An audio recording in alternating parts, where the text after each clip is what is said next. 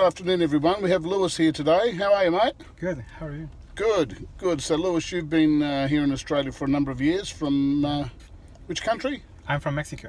Excellent, excellent. And today you came across after recommendation, you were saying earlier on. Yes, a friend posted in Latinos in Adelaide, and I followed the link, and I like the idea, and I came here, and it's really good.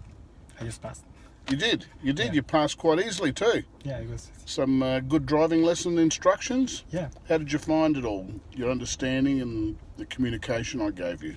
yeah. It was really direct, and I like all the ways, and he was showing me all the mistakes, so I can learn faster. So it was really useful. And It was. quick and easy.